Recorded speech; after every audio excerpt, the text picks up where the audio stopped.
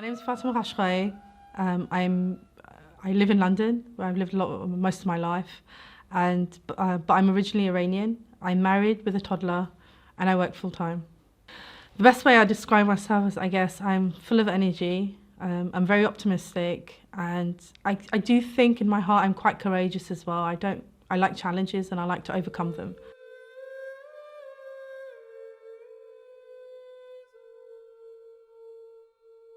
So I'd like to share with you kind of a brief overview of how I started wearing hijab.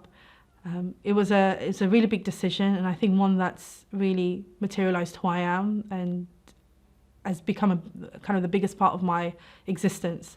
I think I've always wanted to wear hijab since I remember I had memory. I've always been attracted to the way females present themselves in hijab for modesty. And it's something that has been really attractive to me, and I've always been in awe of females who present themselves in that way. But I unfortunately, as courageous as I said I was, I don't think I was courageous enough to overcome this kind of barrier and really adhere to hijab. For many reasons, I wasn't raised in a way that everyone wore hijab, and the community that I was from really didn't adhere to a hijab. At the time, actually, my mum did wear a hijab, so she was the only person that I could relate to. But even she started wearing later in her life, so I really kind of didn't have that connection. And being very career-minded at the time, I kind of distanced myself, I think, from people who were in hijab or had a certain liking to religion, as I know it today.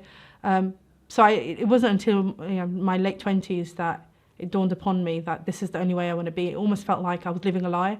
But I have to say, not to brag about it, but I felt like I was quite popular in my work environment, in my academic profession. I think I was doing quite well for someone of that age.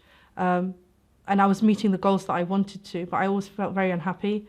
But there was also this fact that the social pressure, because I was quite popular amongst my peers, my colleagues, and the really people that I looked up to, and none of them knew that I wanted to wear hijab. So it was almost like I had isolated myself, my existence, who I was from these individuals. It was really difficult making that decision, but when I did, I felt complete, and I felt that I'm being honest and true to who I am and to my Lord.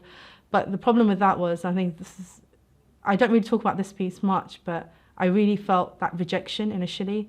It was really sad. It was almost as though I cut myself from society. People stopped talking to me. My nearest and dearest couldn't relate to me anymore because I think I caved in, and I really wanted to find myself, and it led to other changes in my life. And I found that a real challenge. And if anyone says that making these changes, you'll blossom, become a different person, you do. But socially, it's really challenging. And I went through lots of changes with my social circle, with the people that I knew, and I felt really alienated. But once I overcame that, and that was my test, and I knew it because some people that I would speak to, they did say that when you make such a big decision, you will feel tested. And I think that test kind of cemented my thoughts. But that period where that rejection that I felt from the people that I knew, almost not being able to socialize with the people that I wanted to. I didn't want to spend my time in vain. I really wanted to invest it in a way that was fruitful. So that was really difficult. But once I overcame that, it was the best times of my life. I mean, I had opportunities that I never think I could go for. I changed jobs. I progressed even further. But that interim transition phase, it was really dark. And when I say dark, not spiritually, I was spiritually elevated, but it was really sad in multiple ways. I mean, someone who I grew up with as a best friend, who I would speak to probably on an hour basis. She was an intimate part of my life, my family, who I lived with for a long time. She moved in with us, and I wouldn't say break up with, but we fell apart. So that was really sad, and that was really hurtful. I felt like if you care about someone, you accept them in their totality. But I didn't realise that wearing a hijab would make people so uncomfortable, even at work for various reasons. But I think what I would say is plough forward, and if you truly believe in it, you'll carry on. Because I know not everyone is positive with the remarks they give you. I heard the most evil, horrible things, that you look ugly, you're going to lose everything you had, what a shame, you're wasting everything you invested in. But once you persevere, what comes out of it, just is 1,000 times better than what you would envisage.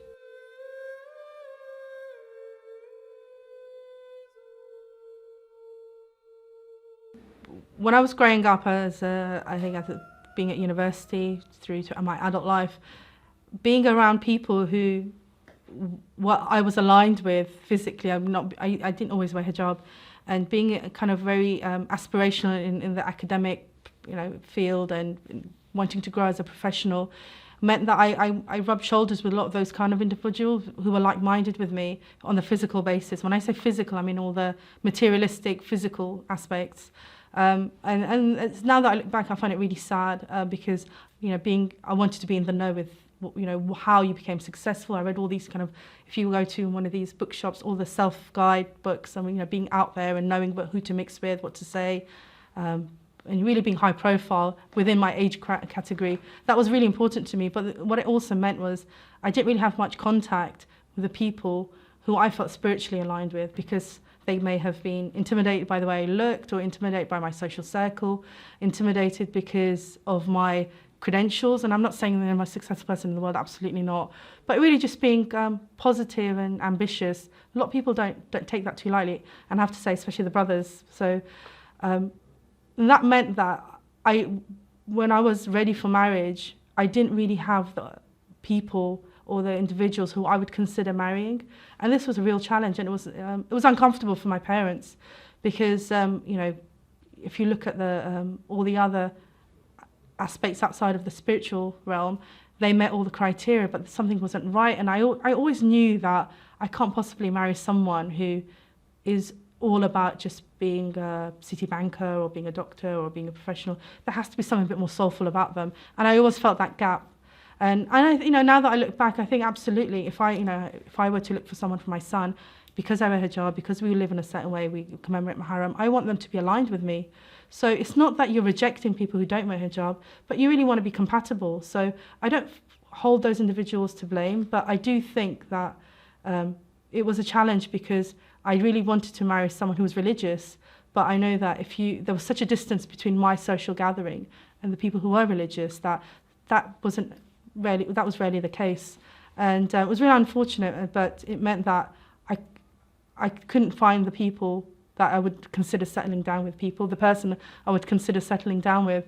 And it's quite interesting, because it wasn't until I started wearing hijab where I actually lost a lot of people that used to meet, even of the same religion, but they thought I was too strict, or I'd become too into religion, that the connection wasn't there. So the connection was no longer there, and in doing so, I alienated myself not only from the people I grew up with, but didn't have anyone else to share this new spiritual side of me.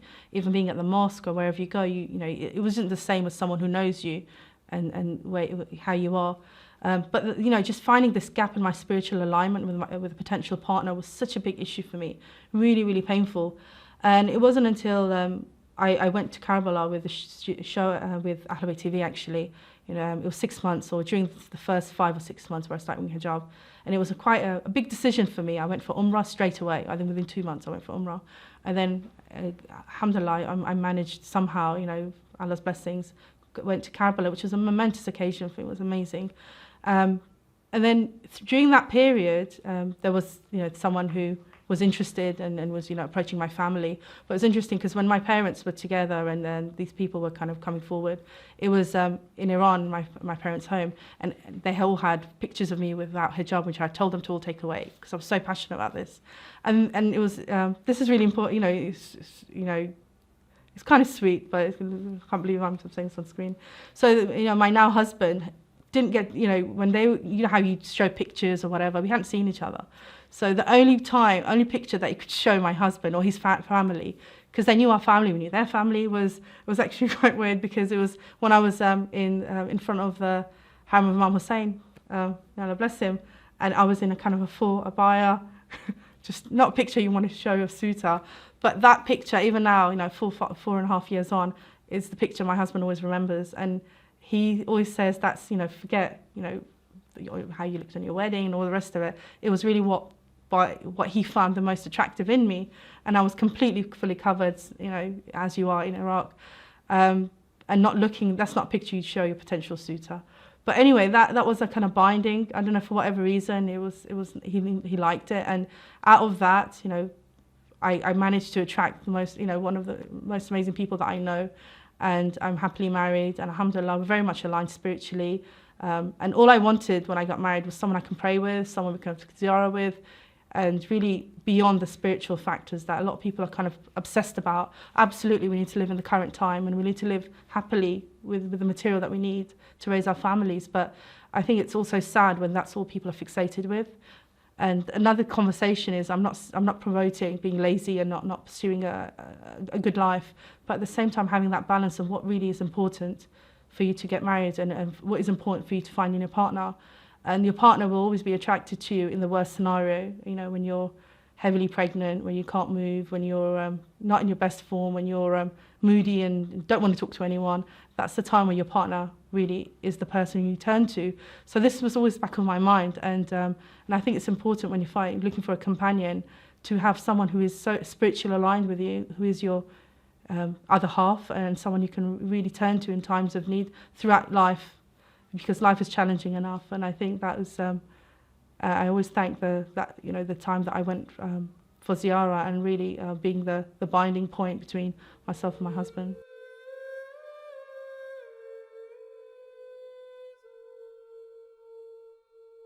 When I had my first child, alhamdulillah, one of the biggest gifts of my life. Has been amazing. I was always told when you have children, it changes you, who you are, and it really does. And that's coming from me. It was a really big decision for me, and one that really did change my life. But beyond that, it came with responsibility, and being kind of one of these people who kind of lives just courageously and does things in a certain way. This meant that I had to be more responsible in my personal life and really take ownership of every action, because they have an impact on another person and inshallah your family. This was a really, really big deal, and it made me really anxious, which I know it shouldn't do, but it's only because I wanted to be well prepared. And being around people, and I think the people that I was in touch with mostly were stay-at-home mums, at least for the first 3 or 4 or 5 years, and then went to work or didn't go back to work because they felt the bonding was too immense, which is absolutely fine. So I thought, I'm going to go through that, and it's not good to put your child in nursery, or it's not good to be away from your child, which I know is highly recommended, that you spend as much time and breastfeed your child for as long as possible. And this is really kind of, I was torn between these two things. And when I decided, I was at home for the first 8 or 9 months, but after about 6 months, and I enjoyed time with my child, a baby, it was amazing. You just get a bundle of joy. But as time progressed, and I really did think, Fatemah, if I feel that I'm going to give up my career to be at home, I'll do it. If it feels right, I'll do it. And in the back of my mind, because I know so many people who did, I thought that would be that's the norm, right? You have a child and you want to stay at home. And I did kind of accept that, and it was painful for me in a little way, but it was sweet pain, because I was willing to do it, because my child was my project, of my life project.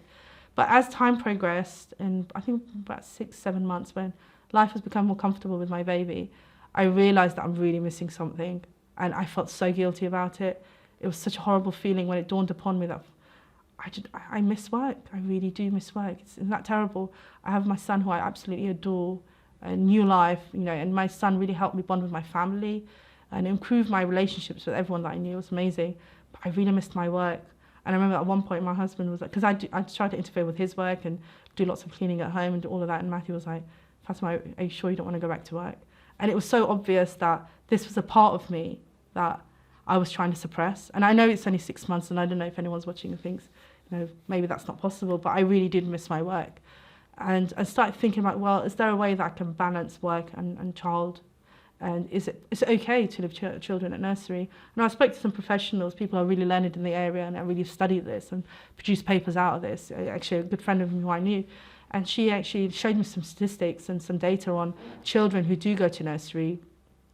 Obviously, the right nursery that you need to explore and really understand what the ethics of the nursery are, what happens, what the day-to-day work is. But they move forward to become more independent, happy children who are able to respond to change, and they're not as attached to people, material things, scenarios throughout their lifestyle in their adult life. And she showed me some really good literature which I read, and I thought, well, it can't be all bad. And I always was told, even from the community and people that I know, that people who do go to daycare, end up being unhappy children who are not loved and they feel rejected and they grow up to be rebellious, which I'm sure does exist in some cases. But really teaming this with my career was a decision that I made. And I decided to go for it. And it was really, really painful because I don't feel I was supported with people that are close to me, certain members of family especially, that it was just not the norm to leave your child at nursery at 9-10 months, which is what I decided to do. I decided to leave them at nursery, again, under someone's professionals experience and really having someone who I can reach out to. This was a really big step, and I think it was really hard, but it took me a long time. I checked several nurseries and several daycare centres, and we were really kind of proactively trying to understand what our needs are, what we need to do, and what is the right daycare for our child. And alhamdulillah, we found the right one. It was amazing, and we feel like there's a sign. It was a very established, very well-to-do, a very good nursery. And it was important for me for it to be a professional establishment. They care and they're educated to do what they're doing, not just someone who wants to who's put together a nursery. And they were saying it should be with someone who's Muslim. The advice that I got from a lot of people that were near to me, and this was hard for me because all the good nurseries I went to, they weren't Muslim. I'm not saying Muslim people don't have good nurseries, but all the ones that were near me or were good, well established weren't Muslim. Until I went to a nursery, and it was just the most adorable. It was like a Victorian house, cottage kind of thing, really select, lovely, beautiful. They have a chef on site who cooks them healthy meals, and they do all these wonderful things that they do for babies. It was amazing. I love their curriculum, I love the staff. And then I met the manager who would be responsible for the people who were under a year. And so she was Spanish, and I met her, and actually when I talked to her day one, and I was really emotional, I started crying, so I want to leave my son in nursery, I'm torn, da da da. She said, it's fine. She didn't tell me anything. She said, we'll look after it. She showed me around. And then I found out the second time, and then we talked about food, and I said, well, absolutely no way, never, anything that is not halal, I want near my son. And, I wanted them to understand that this is my requirement. And then she said, well, sister, alhamdulillah, everything here is halal. And you don't have to worry about anything. And we'll look after your son. And I found out she's a Muslim revert. And she's been a Muslim for about 30, 40 years. Both her daughters worked at the nursery, and I saw them afterwards, full hijab. It was just amazing, like somewhere that you wouldn't think that got Muslim influence. It really did. And my son was so happy there and really grew, was very healthy, and really helped me be able to adhere to my needs as well. And as a result of that, I think the time that we have together, it's amazing, it's adorable. I love spending time with my son. At the same time, I have my own me time, and I can nourish my needs. And everyone's got their own, but just being able to work towards something that you really enjoy, and I love my job, was really important to me. And I think I felt really blessed that Allah, showed me the sign, and it was okay. And as time progressed, I felt more and more comfortable in my time. But I think what's important to say is that don't feel put off what people say. A lot of people make judgments or pass comments based on very limited knowledge or fact, and you have to really go against this and really do your own research, and don't make decisions in life based on people's opinions. There were scenarios where when people learnt that I put my son is at nursery, they would judge me or say things that were really hurtful, really upset me. But you really need to do your own research and do what you, based on research and fact, I think is right for you.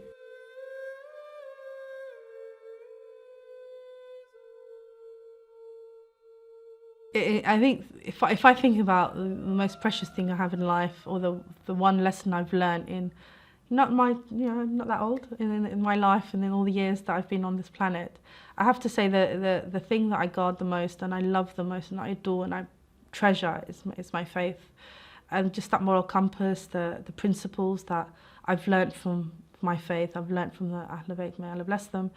I find that it's just amazing, and it keeps me going. It's like this never-ending source of energy. And then I know a lot of people might think that this is so normal. You go to the ziyarah, you go to the mosque, and it is if you're born in a Muslim family, which I, alhamdulillah, was born in. But I think just,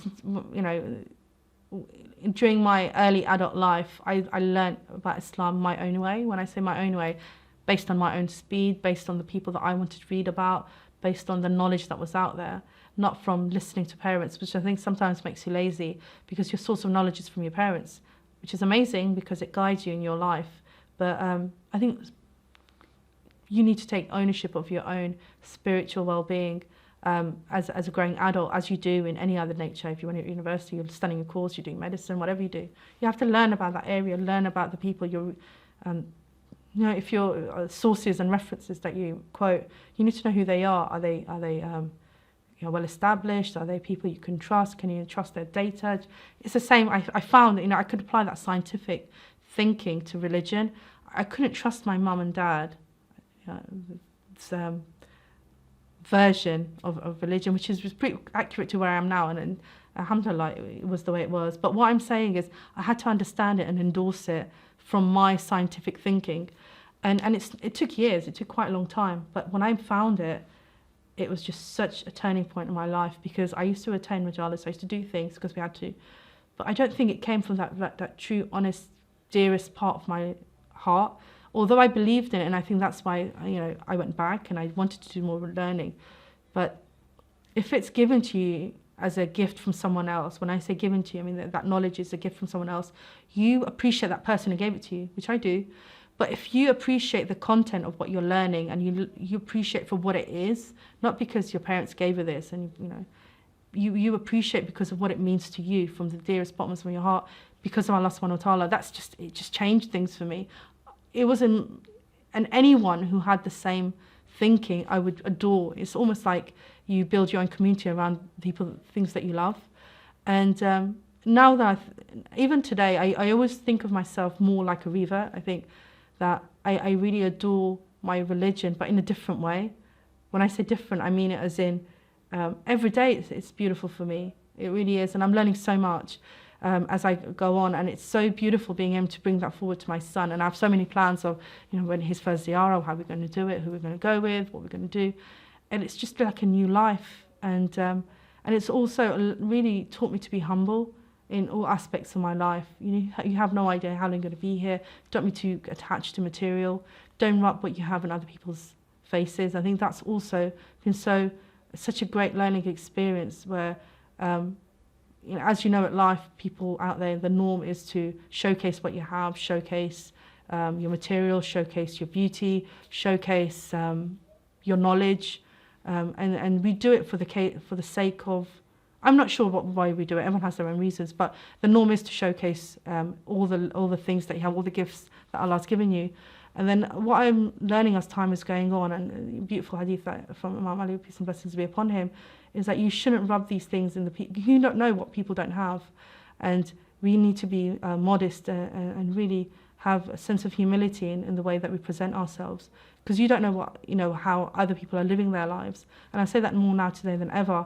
As much as the world is becoming rich and poverty, I believe they say we're eradicating, studies do suggest that that's not actually the case, because the population of the world is increasing, so people are even more poor. So that doesn't work. And in the case of showcasing your beauty, your exterior well-being, you get people in the celebrities out there who are so adorable and beautiful and everything, but then you see how the percentage of suicides we have for people who are successful. So evidently something is not right there. You get people who have so much but yet are so lowly, people who are so famous and have so many fans but still are alone. So if those things aren't much to be proud of, we need to work on our interior and really make sure that we understand why we're here. And I think that's been my biggest journey, one that I'm so proud of, and I'm looking forward to sharing with my family and my children, inshallah. Because I think it's not one that we need to take lightly. The more successful we become as a population, the more technologically advanced we get, the more we're dependent on these things. I think it really brings us away from the simple things in life, touching, feeling nature, appreciating the environment, appreciating really simple, basic things in life. And I think we can't take that lightly. And this humility and being humble for the things that Allah subhanahu wa ta'ala has given us, I think is personally one of my biggest, I think it's my eureka moment, that this is so beautiful and it was made for me to use. And no science can ever figure that out. No science can really put a formula against that today. We don't know how it's done. Whereas things that are man-made, all the material that we're used to and we love and we enjoy and we're dependent on, can be destroyed in a batter of an eyelid. So I think this kind of appreciating life, appreciating what we have and the basics of it, humans and what Allah created for us, is one of my greatest achievements. And inshallah, I hope that I learn more as life goes on and be able to appreciate all the bounties that we have.